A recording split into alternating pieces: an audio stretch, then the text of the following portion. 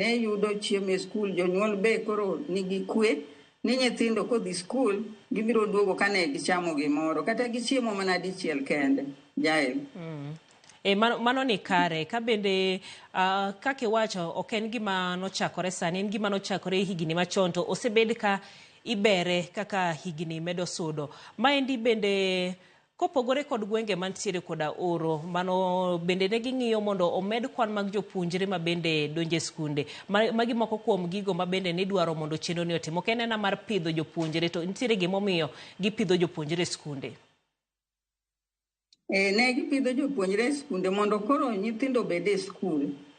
To nyithindo bende bed gi afya maber, nikech nyathi kok yud chiemo maber to nyathi ok nyal bedo gi afya maber, somo be ok bi somo maber. Koro mano be ne giketo kanyo mondo koro nyithindo gi ka gibiro skul to nitie gimoro ma gichamo, afya gi ber, sombgi be koro dhi nyime maber. Jonyuol be koro baden moro ma paro ni nyithindo onge chiemo cha be koro giongego. Koro nyithindo ne dhi skul mang'eny, skunde be koro ne pong' nikech koro nyithindo bende ong'eyo ni ka dhi skul kadhi yudo chiemo. Dibed ni mae nikech kwan jopuonjre bende nomedore e skunde, wacho ni kwan jopuonjre nomedore kaka